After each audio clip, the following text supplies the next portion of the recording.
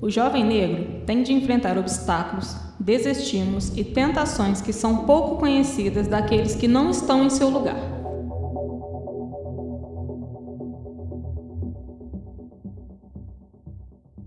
Quando um branco assume uma tarefa, é tido como certo que ele a desempenhará a contento.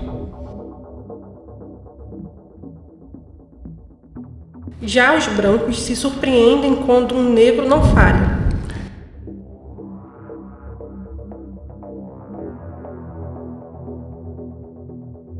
Em outras palavras, o jovem negro inicia a partir de uma presunção contra sua capacidade.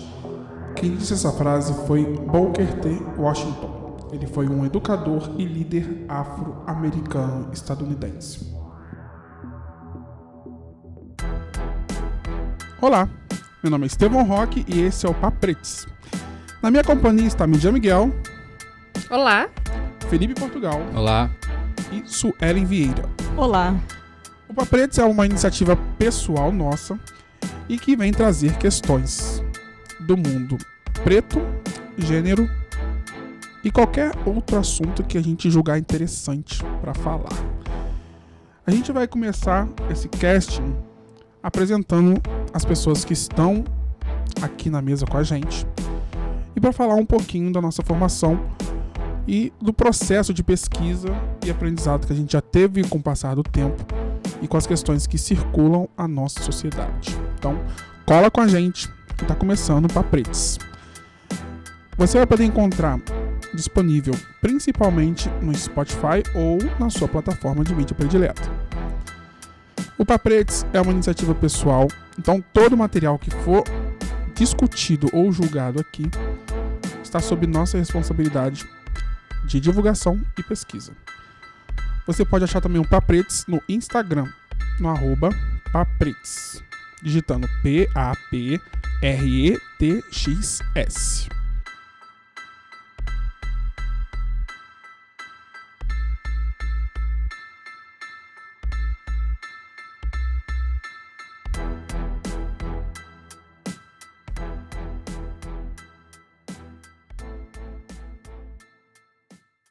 Olá, eu sou o Felipe Portugal.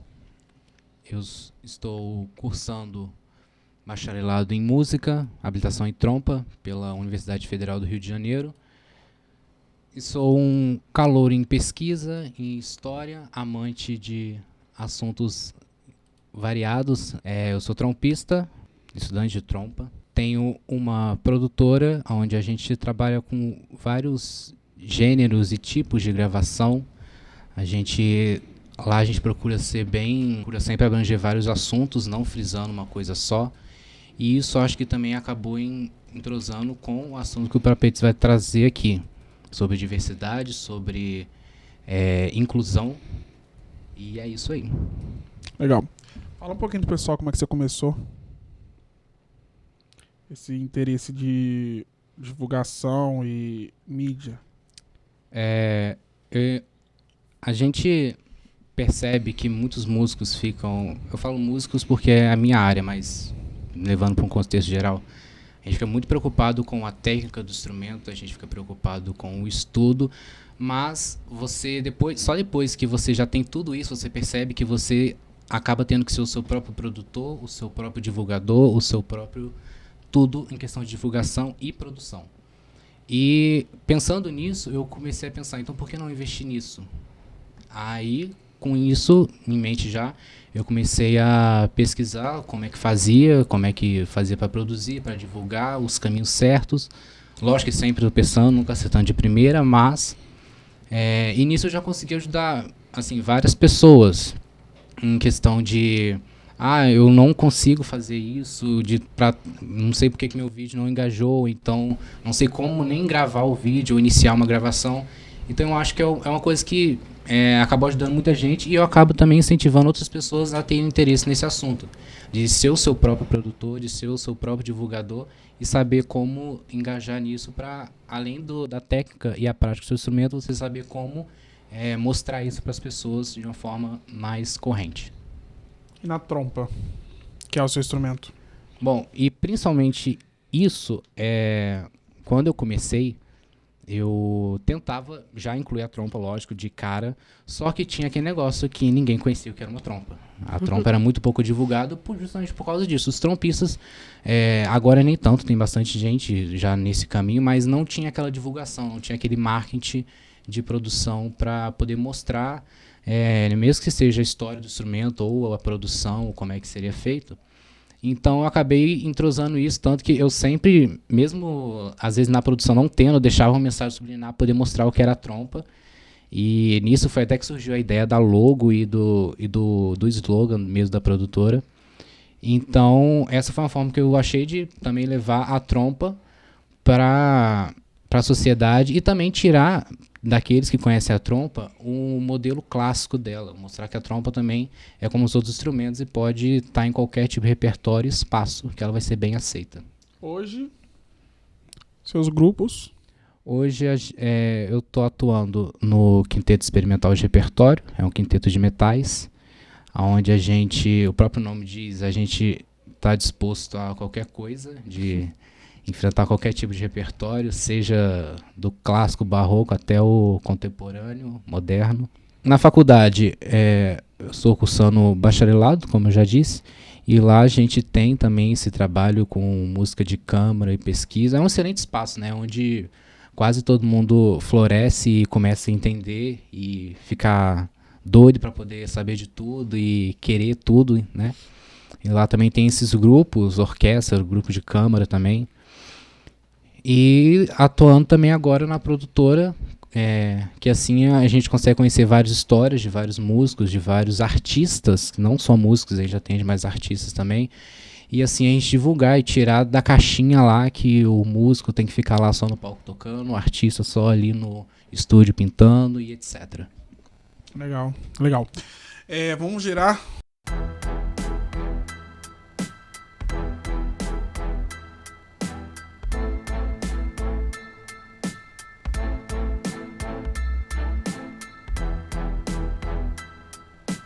Suelen Vieira. Olá, eu sou licenciada em música, pós-graduada em educação especial e atualmente estou cursando o bacharelado em flauta na Unirio. Sou licenciada pela Unirio, pós-graduada pela Faculdade de São Luís. Parabéns, né? Essa história com a flauta começou... Eu comecei meus estudos em Volta Redonda, tocando pífaro, depois passei para flauta, que era o instrumento que eu me identificava mais, e fui pegando gosto pelo instrumento. Quando terminei o ensino médio, comecei a estudar psicologia, mas vi que não era o que eu queria no momento. Tranquei a psicologia, fui fazer a licenciatura em música. Por que você foi estudar psicologia se já estava nesse caminho da música? É porque a gente tem essa coisa, né? A gente que é músico, assim, tem uma coisa daquele, será que eu vou conseguir ser músico? Pelo menos aconteceu comigo. Sim. Já se eu vou conseguir me manter. Tem isso, né? Então, a psicologia é uma coisa que eu gosto. Eu sempre quis entender o que passava na cabeça das pessoas, como as pessoas funcionavam. E sempre tive essa curiosidade. Na faculdade, eu descobri que, na verdade, essa curiosidade se linkava com a inclusão. Quando eu comecei a estudar educação especial, eu vi que era uma coisa que era necessária. E, na época, e até posso dizer até que agora, poucos profissionais, digo poucos porque é uma coisa de 2012 para cá, tem a matéria educação especial na grade da licenciatura, estou dizendo. E foi uma matéria que me encantou. Me encantou ver as leis da educação especial, a história também, apesar de não ser uma história bonita, mas foi uma coisa que me despertou. Isso me levou a fazer a pós voltada para a educação especial. E descobri que são 3 ramos da educação especial, que é a deficiência física, a deficiência psicomotora e a deficiência intelectual. E nessa pós-graduação eu fui entender as 3 e como atuar diante de um aluno dito deficiente. Tem uma questão também, que eu não sei se o pessoal concorda, o pessoal da mesa concorda, que tem a ver com a educação especial, de que muitos dos pragmatismos que a gente trouxe ou que a gente vivenciou na escola, assim, a gente sabia que tinha alguém na nossa sala que tinha algum tipo de deficiência, só que passava batido. E tem muito a ver com essa questão dessa grade ter mudado só a partir de 2012. Porque, para trás disso, os professores que faziam um trabalho diferenciado, eram curiosos. Colocar assim, era gente que se dedicava, que gostava disso, mas não tinha uma base científica, educacional, vamos colocar assim, de grade, para poder se justificar, né? E, bom, pelo menos comigo aconteceu muito disso, de ter gente na sala de aula que precisava dessa atenção e não ter, né?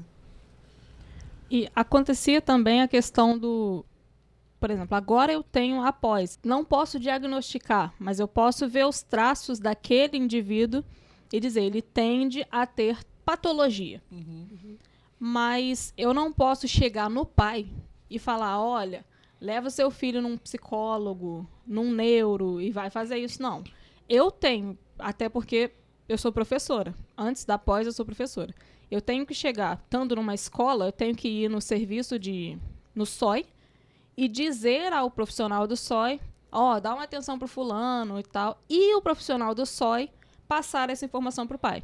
Até porque a galera que está escutando, o SOI é Serviço de Orientação Educacional, né? São aquelas pessoas que estão na escola, justamente dentro desse setor, para poder fazer essa abordagem e gerenciar esse processo, né? Sim. Antigamente, esse processo ele era feito diretamente do professor para os responsáveis, porque essa questão que você falou do profissional indicar um psicólogo, às vezes era visto como um insulto, né? Aliás, a profissão de psicologia ela é muito associada à pessoa doida, maluca, como se fosse algo inferior, e não, né? Às vezes uma medicação certa, você muda a vida de um aluno, né? O acompanhamento em sala de aula fica completamente diferente.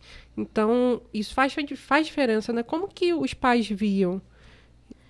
Então, aí já entra numa coisa que, assim, foi uma coisa que eu vivi. Pelo fato do meu irmão ter sido indicado e ter que ir ao psicólogo, porque ele foi diagnosticado com TDAH. E, assim, minha mãe é professora. E ela teve essa resistência. Assim, no início. A negação, né? Acontece, não, meu né? filho e tal, porque pra mãe o filho é sempre perfeito. Até que ela teve que aceitar e teve que levar o meu irmão pro um atendimento especializado. Então, assim, além desse fato do professor não poder interferir direto, ter que mandar para um profissional, tem a questão da aceitação da família. Sim. Hoje em dia, os professores eles têm que ter o laudo, né, para saber qual a melhor maneira de agir, né? Isso, tem que ter o laudo e, dependendo do que for diagnosticado, existem escolas específicas para o aluno. Não vou dizer que ele não possa frequentar uma escola dita normal, mas que ele não possa ficar junto com a classe ali. Tem uma escola que trabalha especialmente com ele. Tem uma grande discussão em cima disso, que são as pessoas que falam sobre essa inclusão. Tem gente que defende que não, que essas pessoas têm que ficar na escola regular, normal, com todo mundo, porque você começa a separar, né? E tem gente que não, que diz que tem justamente que ir para essa escola de atendimento especializado. Vocês acham o que disso, assim?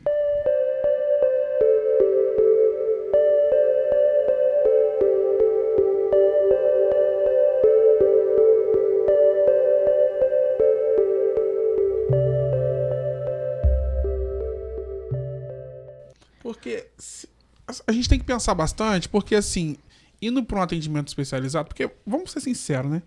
A escola pública normal, ela não tem, dependendo do estado, dependendo da cidade, ela não tem capacidade de fazer esse atendimento como ele tem que ser feito. E aí, assim, por isso que o Brasil também investe no CAPES, por exemplo, que dá essa ponta de assistência, né? Alguns programas sociais dentro dos bairros que também vêm e cria essa sociabilização. Só que eu ainda acho que esse trabalho é um trabalho meio feito, meio perdido ainda, uma coisa meio, sabe? Se descobrindo. Estamos indo por um caminho. É claro, né? A gente não tem resposta para tudo, né? Mas não é um trabalho sincronizado, sabe? Acho que as esferas educacionais e as culturais, vamos colocar assim, elas não trabalham sincronizadas com relação a isso, né? Sim, tem uma diferença muito grande entre integrar e incluir. Né? Acho que a gente precisa pensar muito nisso, antes de simplesmente só, entre aspas, jogar o aluno numa sala de aula e achar que... Seja ela qual for, né? Seja Tanto ela qual for. do ensino específico quanto do sociabilização, né? Porque senão acaba também que fica, vamos supor, um aluno que, né, precisa de um atendimento ou algo, assim, uma atenção mais específica. E, assim, até mesmo as salas de aulas normais, né, às vezes não atende a própria classe em si, aí vai ficar ainda, já tá faltando para a classe e ainda vai ficar bem a menos naquele outro que tá ali, né. Então, eu acho que, assim... É uma coisa assim bem difícil de pensar, porque se você for colocar ele numa escola específica, às vezes também a escola específica não está pronta 100% para poder atender. O bom da escola específica é que você vai ter profissionais ali que vão estar dedicados e voltados para aquela atividade. Mas assim, garantia... Não significa que ele vai executar aquilo, porque pode ser que uma professora que seja na escola...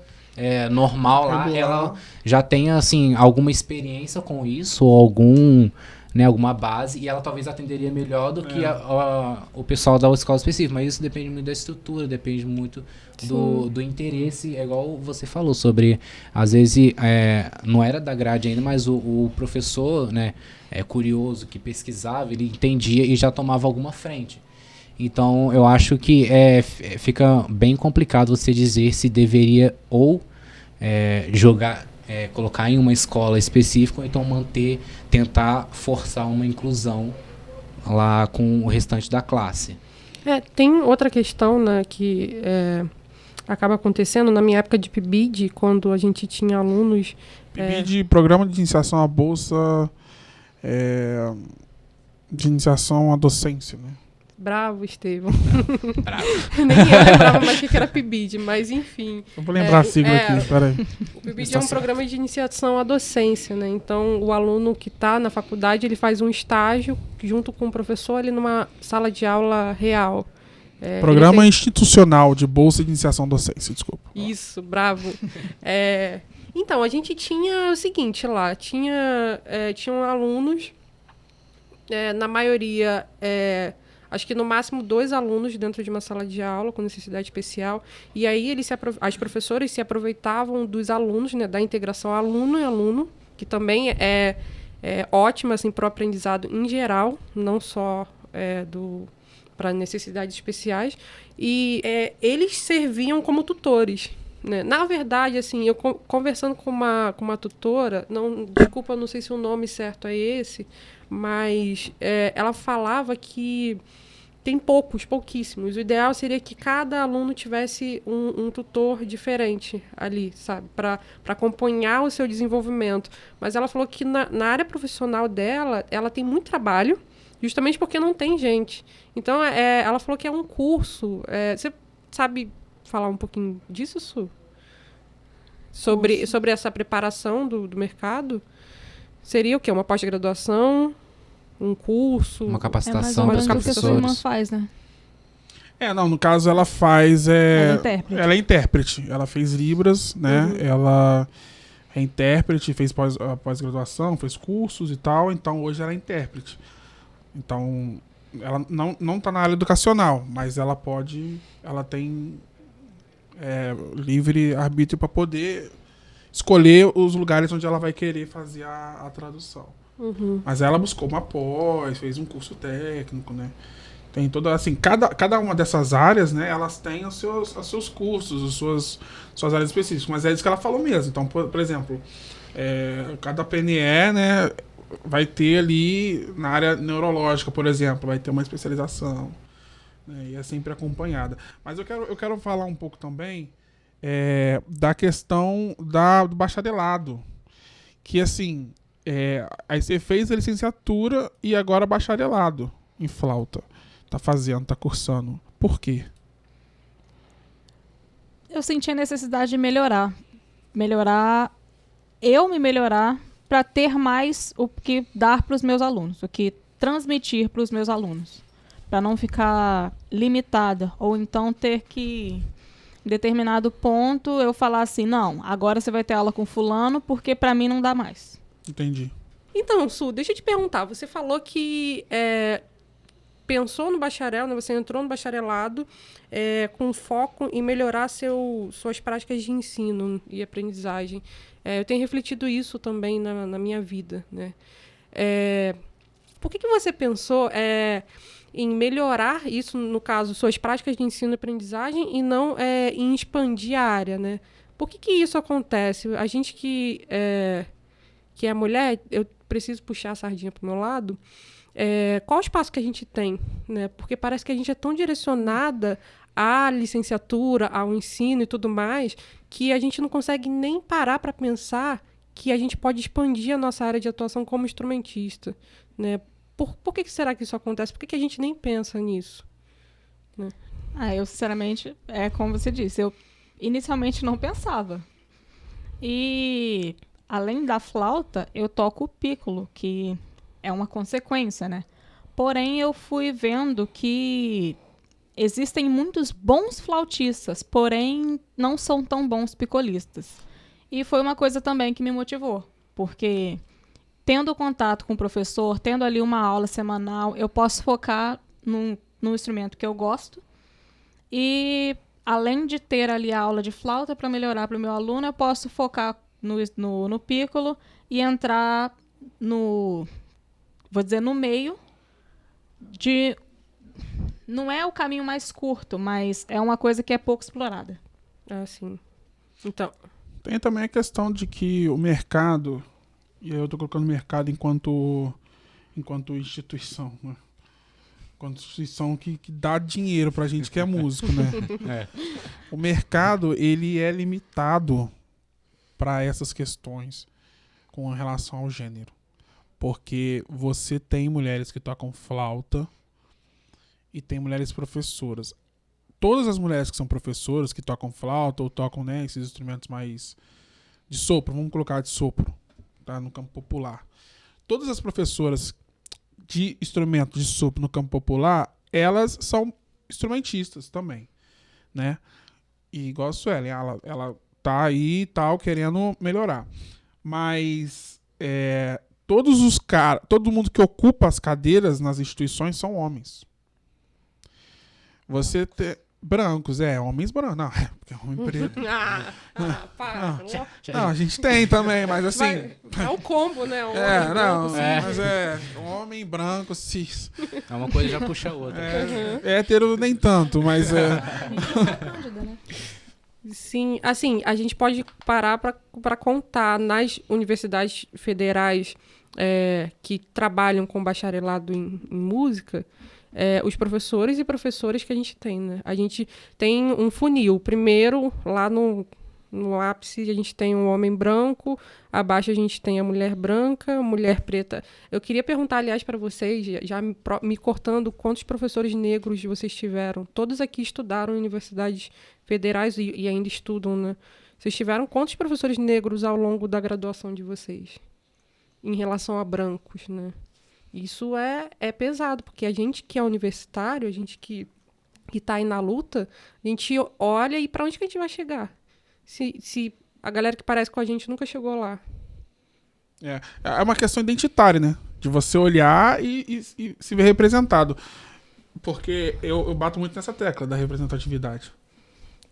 Porque tem autodeclaração. Você sabe que, a gente não vai aqui, o nosso negômetro não vai ficar ligado, né? Nosso negômetro não vai ficar ligado, mas assim, tá ligado, né? Tá ligado, vocês estão ligados que Não vai ficar ligado, mas tá ligado. Que Mas assim. eu acho que é igual a Midinha falou. Você fica igual, por exemplo, quem faz faculdade sabe o tanto que sofre, o tanto de corre que é. Aí, vamos supor, você tá chegando lá no corre pra uma aula, aí você vai lá e pensa, poxa, quantos professores pretos eu tenho? Poxa, será que eu vou chegar lá? Porque eu tô lutando pra... Vamos supor, uma pessoa que é ser professor de graduação, seja professor de ensino superior. Fala assim, poxa, eu vi pouquíssimo, será que eu vou conseguir? Então, acho que é igual a Midinha falou, fica alguma coisa, uma coisa bem chata, né? Algo que você fica... O que tá acontecendo? Em que ponto que começa a ficar errado? Ou em que ponto que eles param, né? Que ponto que eles param, que não dá mais pra passar. É, real. Que passa só, a gente já lembra até daqueles negócios, né? Já vi alguns memes na internet sobre os policiais com aquelas plaquinhas de cor, né? Onde é que será? Em qual ponto da faculdade chega essa plaquinha de cor que a pessoa não passa mais, né? Não consegue acender, né? Pois é, tem uma frase da Luciane Nascimento, que ela fala assim, é só a gente olhar esse festival que é as universidades federais, porque se a gente fosse olhar pro lado, a gente ia ver que tem preto demais, né? E é real. Assim, a gente, como preto, automaticamente entra numa sala ou num lugar e calcula a proporção. Eu não sei se vocês fazem isso. Todo mundo, né? Tipo, é natural, né? Vai se juntando, né? Vai se juntando automaticamente, né? Automaticamente, né? Vai virando... Aquela entrada na sala, aquela panorâmica assim. Você passa o olho e já automaticamente... Você não vai sentar do lado de quatro branco, né? Assim, você sabe quem vai ser limado daqui. Não tem, você vai ser limado, né? Caiu uma hora daqui. vai rolar um desentendimento ali. Então... Não vou fechar com esse neguinho, não. Mas assim, vamos girar?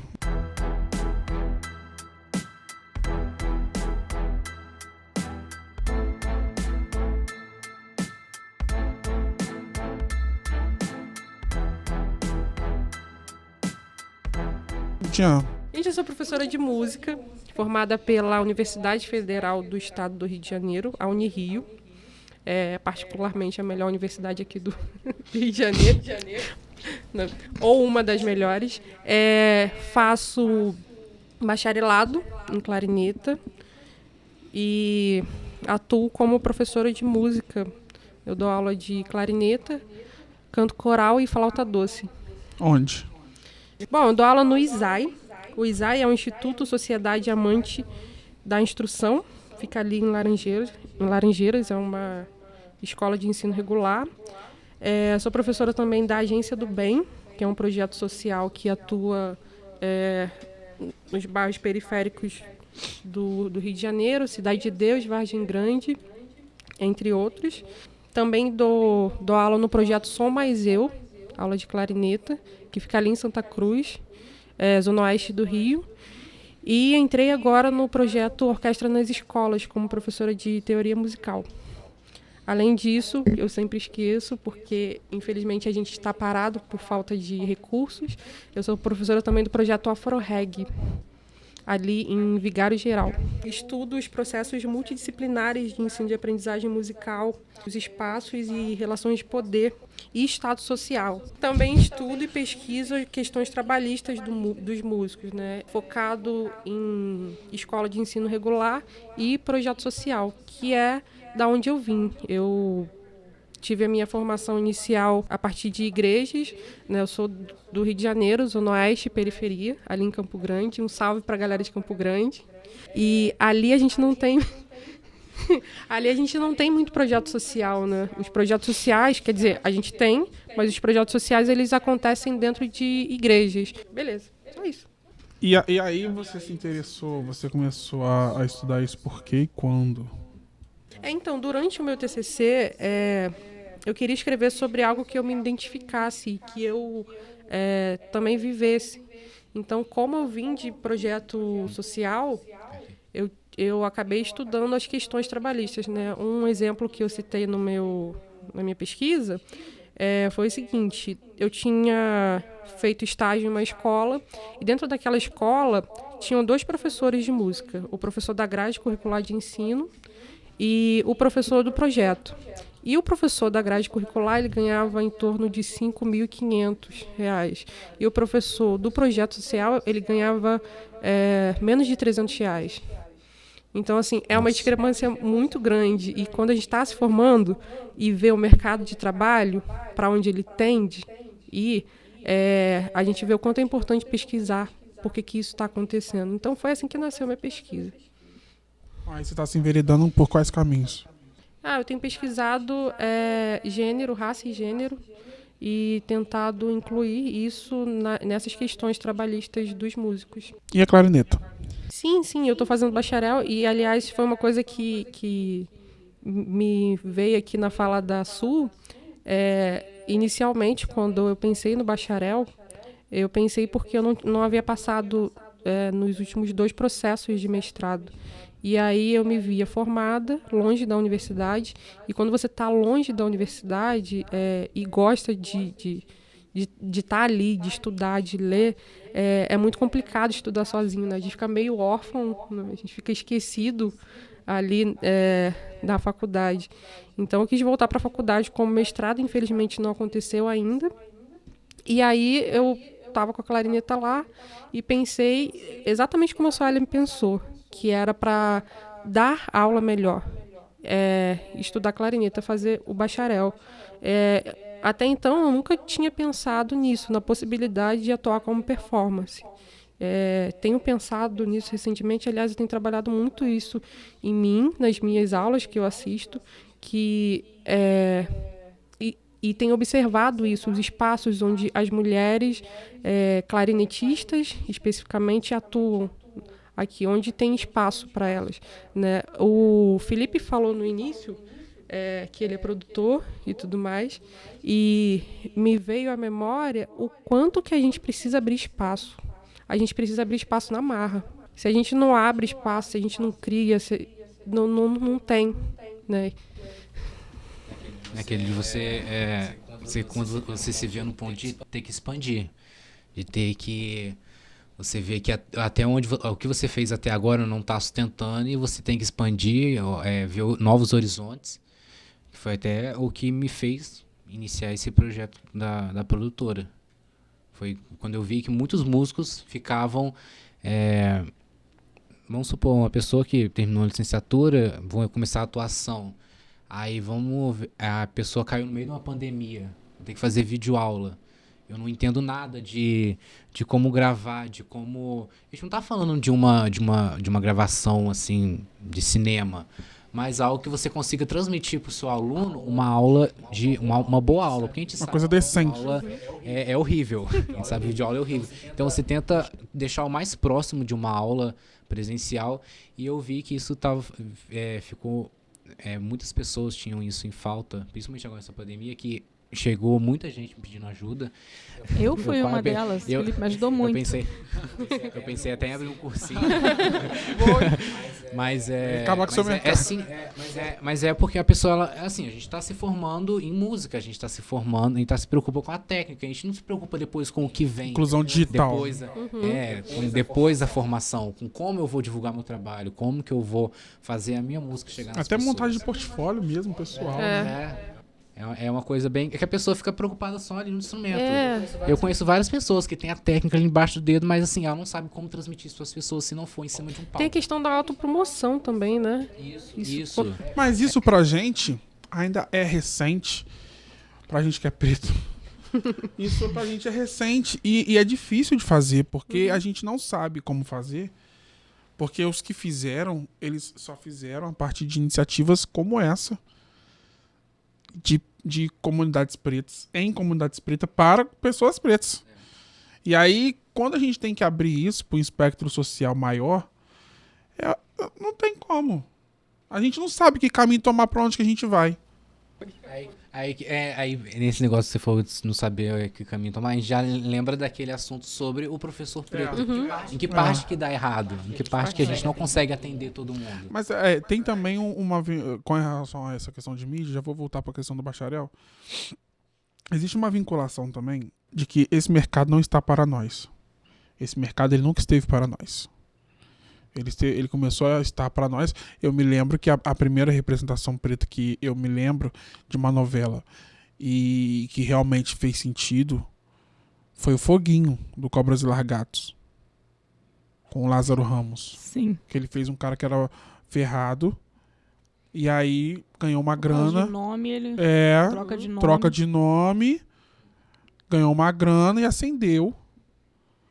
O que a gente via muito era preto em cena de novela de época. E empregados. Empregado, domésticos. é o traficante, Assim, Era só preto em senzala. a tia a tia Anastácia. Tia Anastácia. Tem até uma reflexão, né? Cuidava Porque- da filha do É. patroa. E isso me incomodava bastante, porque eu ficava... Preto não é ator. Tem até uma reflexão que diz que por que a farinha chama Dona Benta se a cozinheira é a tia Anastácia? Pois é. Que lindo, né? E essa reflexão, ela tava na dramaturgia pra mim, até nos próprios livros que eu lia na escola. Quando eu li algum livro, instintivamente, os personagens, como eles não tinham descrição, eles eram brancos. Na minha cabeça, eles eram brancos. Eu não conseguia montar o personagem principal de um livro preto. E não A havia própria esse escrava livro. Isaura, que é famosa, Exato. é filha de preto, Mas é branca. E aí eu ficava... Puta merda. A imagem que a gente tem da Chiquinha Gonzaga é de uma mulher branca. Branca. Exatamente. Mas Várias pessoas, né? Às vezes até mesmo escritores, quando você pega uma foto, você olha, você bate, se você não pesquisar, você pensa, é uma pessoa branca. Principalmente pela popularidade, você vê aonde a escrita dela chegou, né? Aí quando você vai pesquisar a fundo, você vai ver é uma pessoa preta. Então por que não frisar nesse ponto, né? Por que não fala assim, olha, tal pessoa... Porque quando as pessoas... eu reflito muito sobre isso. Quando as pessoas querem falar que determinado personagem é preto, elas põem negro. Quando é branco, não tem descrição nenhuma. Deixa natural. Deixa correr, não tem descrição. Né? Então, tem muito disso. Né? A gente não consegue... A questão da representatividade. Mas o que te incomoda, Midian, nessa questão do bacharelado? Porque tem uma questão de incômodo aí, né? Sim, tem bastante. Eu estava analisando, assim, no meu pensamento... Estava conversando com algumas clarinetistas... por que delas não terem seguido carreira, né? Além, claro, do mercado de trabalho, que está escasso, poucas concluíram, poucas mulheres negras, né, concluíram o bacharelado, como bacharelado, porque elas mudavam de curso ali no decorrer, iam para a licenciatura, para acabar logo, e outras... elas não tinham mercado para atuar. Eu acho que era por isso até que algumas delas mudavam de curso ali. Tem outras questões que né, se você for analisar as principais orquestras aqui do Rio de Janeiro, você vê quantas mulheres, né, você vê quantos negros. Os negros, eles, nas orquestras, eles ocupam lugares específicos. Isso já começa do estudo, né? Tem instrumentos que eles demandam anos de estudo. Se você for pegar, me corrijam se eu estiver errada, mas, por exemplo, instrumentos de corda, né? Eles demandam anos de estudo. Então, como a gente tem essa galera em metais, né? Estevão pode falar um pouquinho mais. A gente tem mais em lugares específicos, como metais, percussões. Que mais? Aí seria o caso de analisar, fazer um laboratório e analisar, né? Mas eu acho que tem muito a ver com o estudo, com a formação, sempre do que vem antes, né? Como é que elas estão chegando até lá? Boa parte dessas pessoas vem de projetos sociais. O projeto social está onde? Está atendendo a quem? As pessoas têm muitas críticas com projetos sociais e com ONGs. Porque a lei, existe uma brecha na lei que permite determinadas irregularidades. E a gente, infelizmente, as pessoas só focam nessas questões. Né? Eu conheço projetos de música, a gente conhece projetos de música que são sociais, que já tiveram muita verba, que já tiveram verbas extremas. E agora tá na penduricalha. Agora tá na M. Por quê? Porque aproveitou essa brecha na lei fez o que não devia e perdeu o incentivo. Eita, eita. Fogo no parquinho. Eu vou até beber água aqui. Não, mas é a verdade. E com isso, acabam botando culpa em outras partes. Não, aí você arruma um inimigo Aí- externo, né? É, Sempre há um aí- inimigo externo pra culpabilizar. É aquele famoso não fui eu, Foi, outra pessoa. não fui eu, né? Entendeu? Não foi eu, mas a gente sabe que, enfim, a gente vai falar de alguns desses projetos ao longo dos castings, né? Mas é isso, assim, tem muito disso. Só que aí as ONGs e os projetos, eles ficaram mal vistos por isso. Mas o trabalho que eles desempenham, a função social e institucional que eles têm, essa institucionalidade, ela é muito grande. Afeta toda uma rede, pô. Numa casa onde você tem 1 ou 2 filhos participando, você tem a casa inteira se mobilizando para isso. Porque tem o que buscar, tem o que levar, tem que assistir, tem que comprar roupa, e movimenta toda uma rede. Não é só aquele instrumento que ele vai tocar ou, sabe? Não é só isso. É. Aí já vai incluindo parentes, porque não vou poder ir porque vai ter a apresentação do tal menino. Ah, o tal menino Meu vai apresentar primo, porque é meu outro. sobrinho, porque é meu Aí vem uma neto. corrente. Então, toda... Era uma coisa que era pra fluir muito, muito fácil e com muita... Não, eu Sem quero deixar dificuldade. registrado aqui que os políticos aí são burros nesse sentido. São burros. Porque se eles querem voto, eles tinham que começar por aí. Exatamente. Por aí. É um rio. Porque- Assim, se você jogar lá em cima, ele vai correr tranquilo, você não vai precisar fazer nada. Tranquilo. Você pensa um projeto que tem 2.000, 3.000 alunos, por exemplo. Se você investe nesse projeto, você não está só investindo no projeto, você está investindo no indivíduo. E aí aquele indivíduo gera mais 2 ou gera mais 3. Vamos pensar que de 2.000 cada um tem um pai, a mãe e um irmão. No mínimo. No mínimo. Que é brasileiro e pobre. No mínimo. Ou sem pai, ou sem mãe, né, no caso. Mas tem ali mais irmãos, mas tem primos. E aí é uma rede. Porque aquele adulto vai ver o quão bem aquele projeto está fazendo para aquela criança e vai procurar saber quem é que está por trás daquilo. Enfim, burros. Os políticos que estiveram escutando isso, burro. Se você é político, vereador, deputado e está escutando o casting, vai procurar um programa social responsável para você atender. E não vai fazer isso atrás de voto, não. Vai fazer isso porque é responsabilidade social. É seu dever mesmo, né? Enquanto figura eleita pelo povo. Mas o que, Midian? Esses são seus incômodos, então, na questão da bacharelado. A gente estava falando disso, a gente vai... Isso. Pois é, a gente pode rodar agora a mesa para você, né, Estevam?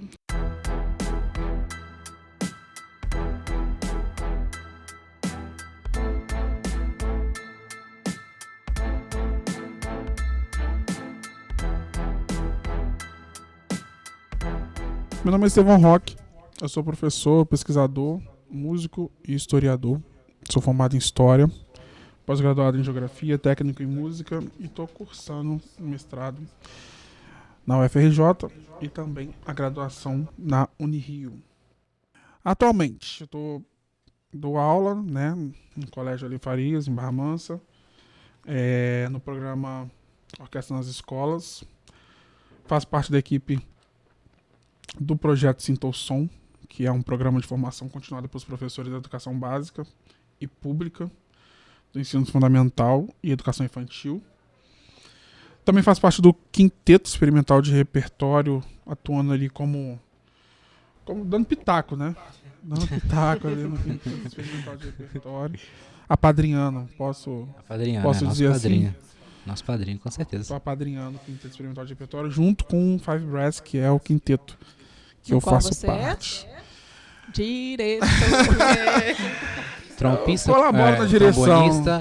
trombonista, diretor, coordenador, editor Ajuda na coordenação, né? No campo de e pesquisa. dando pitaco também. Com certeza. No campo de pesquisa, eu estudo as relações de gênero, música e o impacto das situações raciais pré-existentes.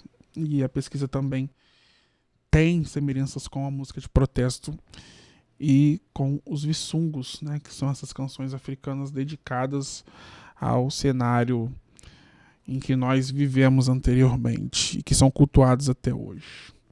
Basicamente isso, senhores.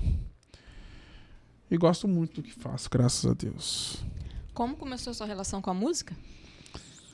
Como começou? começou com a minha mãe, né? Porque minha mãe já tocava. E aí a gente entrou no projeto Cidade da Música, que na época nem era Cidade da Música, era do Assal Clássico. Depois eu acredito em Volta Redonda. E aí depois projeto Volta Redonda Cidade da Música. Passei por essas transições aí. E aí eu entrei junto com meu irmão, a gente aprendeu pífaro, né? Depois eu fui pro bombardino. E depois fui pro trombone. E aí fiquei lá até ser expulso. Até ser convidado a me retirar. Com o braço. De forma literal e incisiva. Sabe o que? Estava com a perna ou com o braço engessado? Não, eu tava com parte toda direita do corpo praticamente engessada. Então, foi né? chutado. Sofri um acidente de moto. Sem direito a aí, RH né, nem nada. fui literalmente chutado, mas tudo bem. Uau, sério isso? É sério. É sério. Essa história é verídica. A gente vai ver nos próximos Sério. episódios. A gente vai ter flashes disso aí no futuro. E aí, o que aconteceu? Depois disso, eu falei, cara, ferrou, né? Ferrou, porque eu tava até comentando com você hoje isso, né? Falei, ferrou. Minha vida musical acabou, né? Aí nasce o Five Brass. Na verdade, o Five Brass ele já tinha nascido. Já tinha nascido como Four Brass. E aí a gente tomou um esculacho, né? Foi até o que... Não, mas assim, certas pauladas que a gente toma acaba servindo como gatilho, né? Mas a minha grande crítica é justamente essa. Que algumas coisas a gente não precisa tomar paulada pra acontecer. A gente não deveria. Com certeza. É algo que deveria... Aí entra até o tal do apoio, né? Assim, a gente frisa... É o que eu falei sobre o espaço estar preparado para poder receber tanto o professor como o espaço. Então, assim, você ficar ali... A gente, lógico, é uma rede, né? É uma corrente, como a gente falou, tem muita gente envolvida nisso. Mas se ali no centro já não começa certo... Não, que começa errado, a tendência. Fica complicado um apoio de fora vir, né? O que aconteceu com o Four Brass foi que a gente montou o Four Brass e a gente começou a tocar. E lá não era admitido que a gente tocasse fora. E a gente começou a tocar, mesmo sabendo disso e entendendo que a música tinha uma função social maior, tá? Entendendo isso, o que a gente fez? A gente montou o grupo e falou, cara, vamos tocar. Se der ruim, deu ruim. E uma vez a gente se apresentou e chegou no ouvido do professor que a gente tinha feito isso.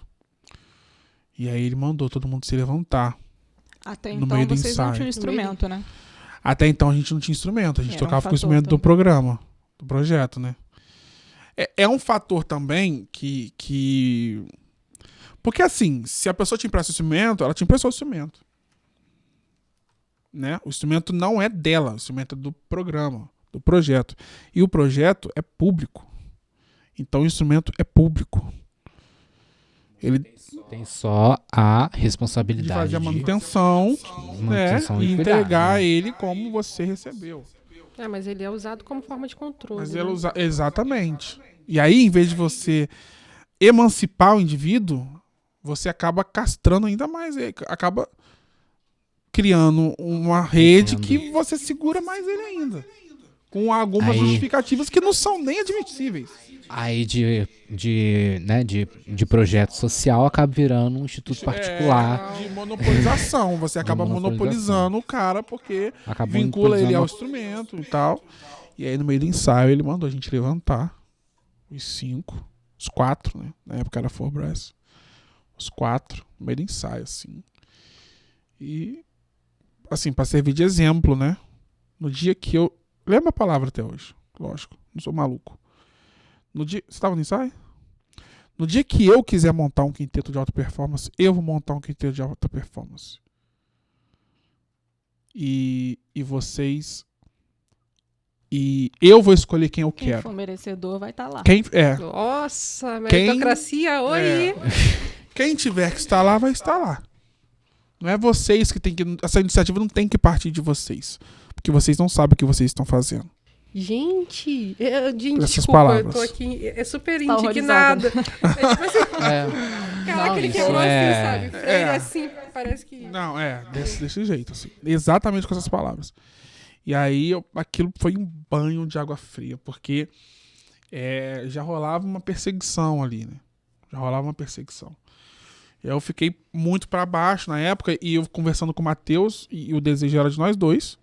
Eu conversando com ele, falei, cara, o que a gente vai fazer? O Matheus virou e falou assim, o que você quer fazer? Eu falei, eu quero tocar.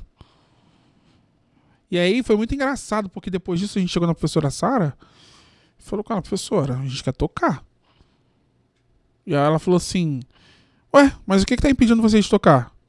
Ah, essa questão, ela. Tá, mas ainda não entendi, o que tá impedindo vocês de tocar? Outro banho de água fria. Aí eu falei, ué, gente, tem alguma coisa errada. Né? Falei, tem alguma coisa errada, pô. Como assim ela tá falando pra gente que isso não impede a gente de tocar? Eu expliquei pra ela toda a situação, falei, né? E aí eu entendi o recado depois. Bom, refleti com o Matheus, a gente conversou, e eu entendi o que ela quis dizer. Ela quis dizer, olha, quem quer tocar, vai tocar. Não adianta. Você pode levar um balde d'água, você pode levar 2, você pode levar 3. Você pode ser humilhado, mas você vai tocar, pô. O que pode acontecer? O que pode acontecer? Né? E aí, o que eu fiz? Não contente com Forró Brasil, vamos montar um quinteto. Aí chamamos... Vamos montar um da puta performance. Vamos chamar os 5. E aí, nessa época, foi interessante, porque eu saí do projeto. O Vinícius já tinha saído. E o Gabriel Iglesias já tava na o Gabriel, o Gleidson e o Matheus, eles já estavam na universidade. E aí já era. Aí cada um comprou seu instrumento. Cada um comprou seu instrumento, aí não tinha jeito. Então você pode afirmar que esses 3, 4, 5 banhos de água fria, apesar de ser água fria, foram o estopim pro seu crescimento. Mas é por isso que eu bato naquela tecla de que a gente não precisa de levar esse banho de água fria. Porque se um aluno meu chegasse e falasse, professor, eu quero montar um grupo, fala, monta, cara. Foi até um dos motivos que o experimental nasceu. Exato. Foi Veio dessa ideia. Veio dessa ideia de... Meu filho, vamos movimentar isso aí.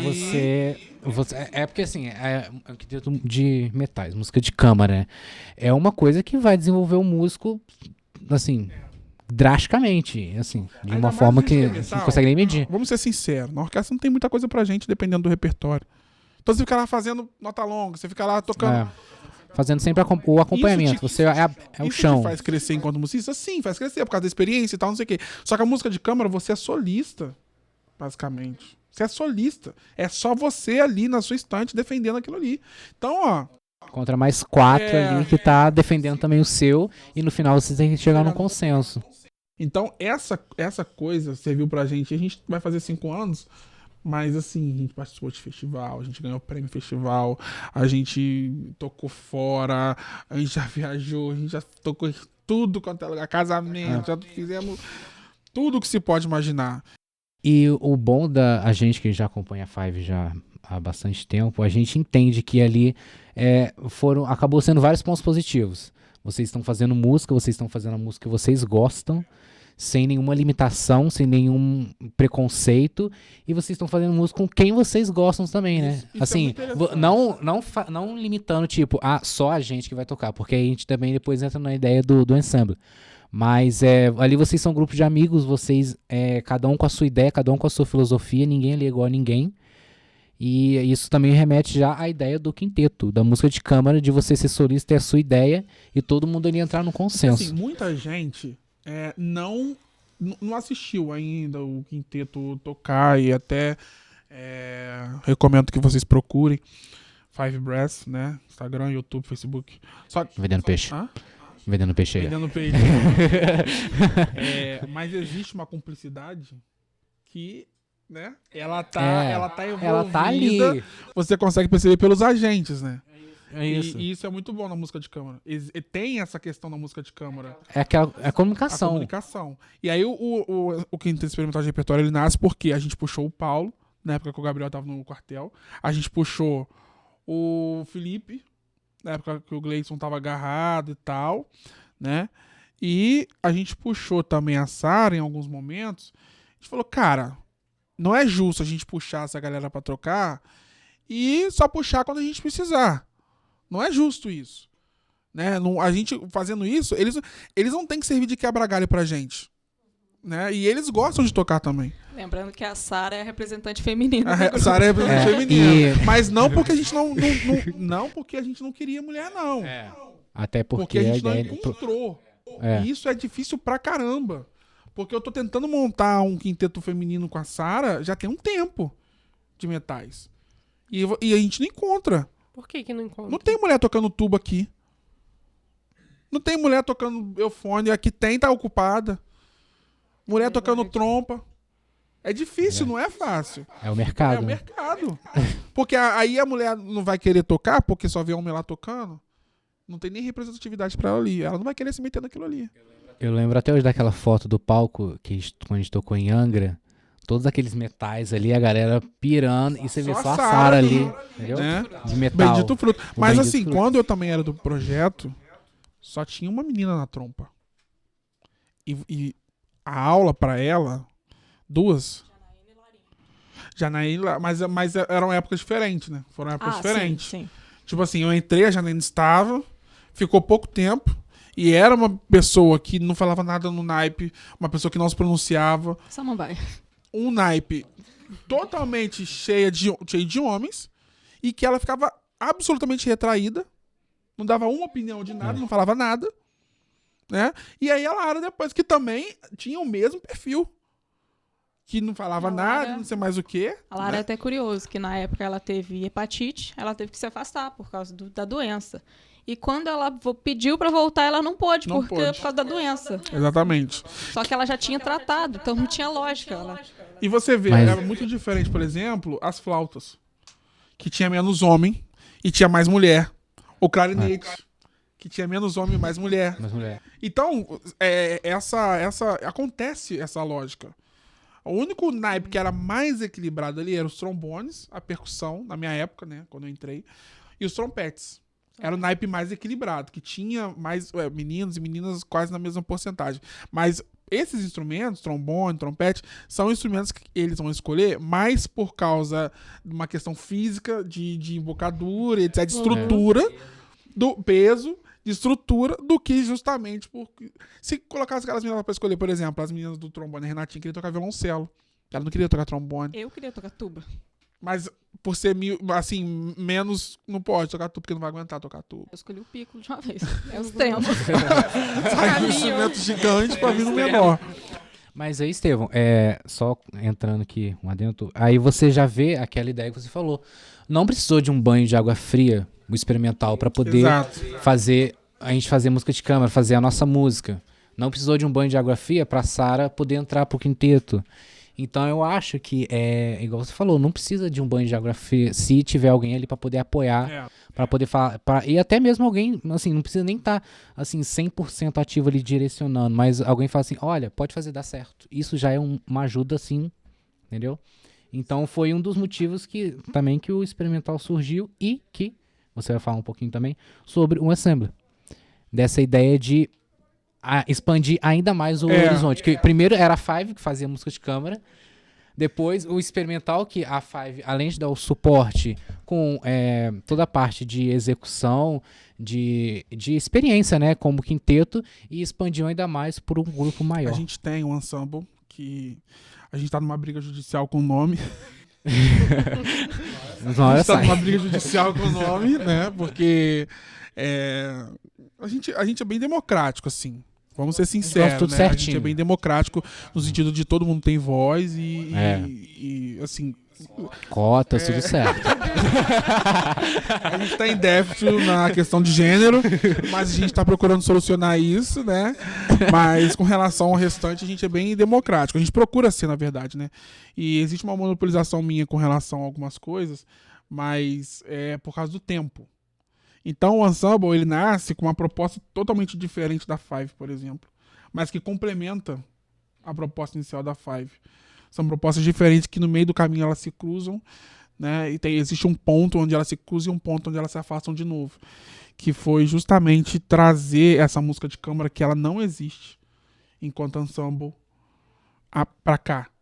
A gente vê muita proposta na Europa, a gente vê muita proposta até na Ásia, né? Mas aqui no Brasil, na América do Norte também tem, mas aqui no Brasil são poucos. Tanto que um dos vídeos que a gente vê é do pessoal do Canadian e o pessoal do German Empire se juntando e tocando no mesmo palco. Pra poder fazer.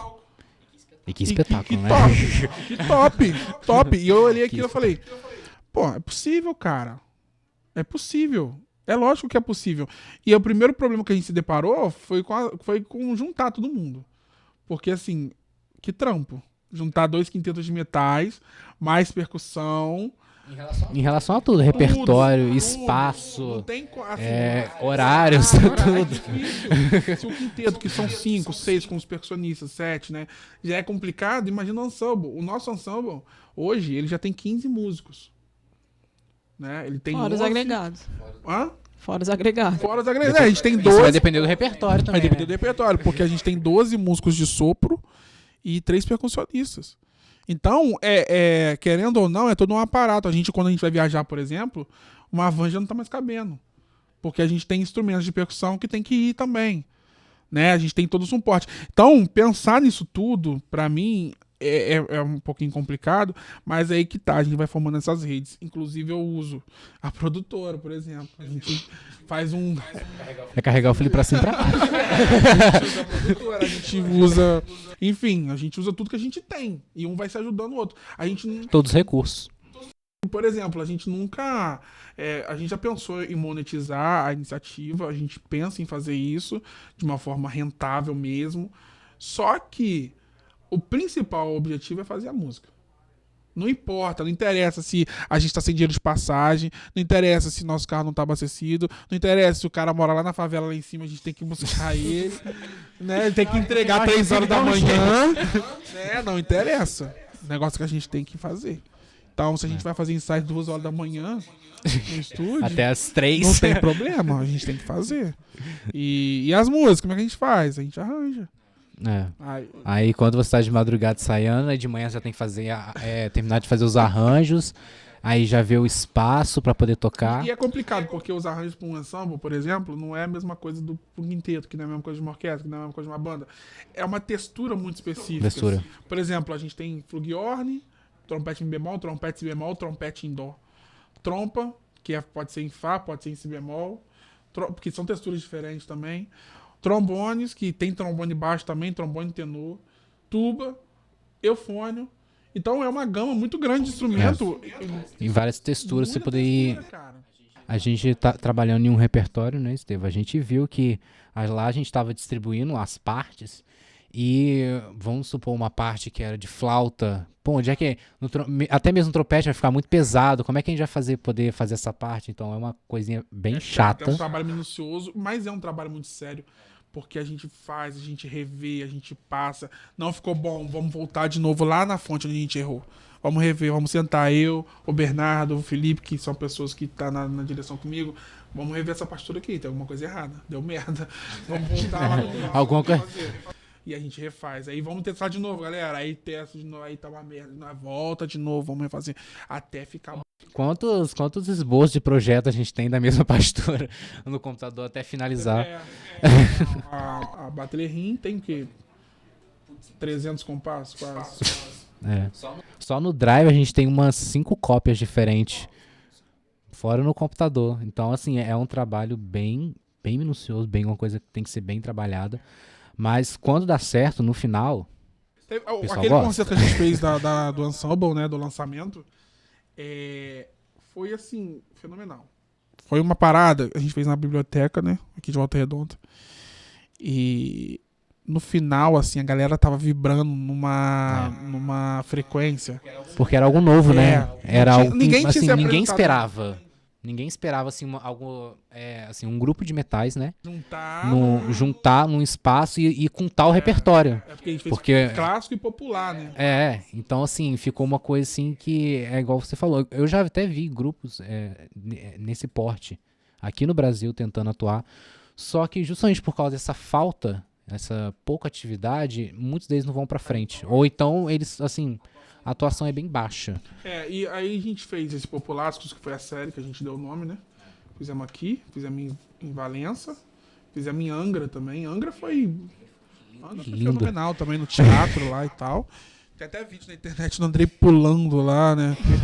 No palco, Correndo, correndo, teatro todo. pulando, e a galera se esbaldando, né? Mas enfim, foi bem reconfortante.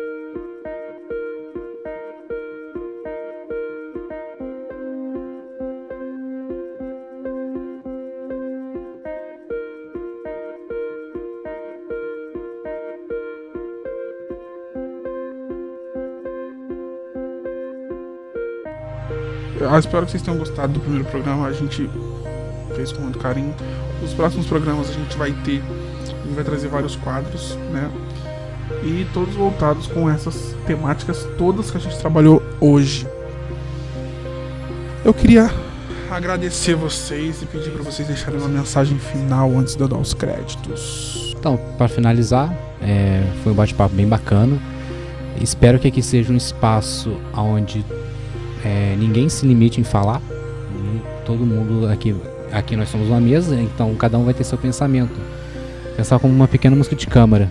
Cada um vai se apresentar a sua posição, e eu acho que vai ser um espaço bem bacana pra gente debater vários assuntos, várias posições. Muito obrigado.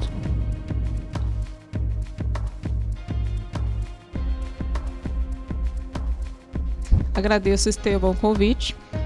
Convido a todos a seguirem, né, o Papretes. E vou dar um spoiler, que o Estevão disse que vai ter vários quadros e nós vamos ter convidados também. Então fiquem ligados.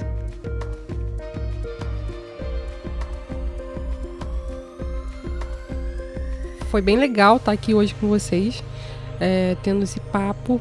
Como o Felipe falou, eu acho que a visão de mundo que a gente tem acrescenta muito, e é sempre bom quando a gente se identifica e tem essa troca com a galera que viveu coisas parecidas com a gente, né? A gente acaba não se sentindo sozinho nesse mundo. E é isso, gente. Até o próximo programa. Então, galera, olha só, a gente fica por aqui hoje, e o Papretes é gravado no Home Studio Naja, em Volta Redonda, produzido pela Portugal Editora. Edições minha, Estevão Roque, do Felipe Portugal. As pesquisas feitas por Suelen Vieira e Midian Miguel. Então, não deixe de acompanhar o Papretes. A gente também tá no Instagram como @Papretes, PAPRETXS.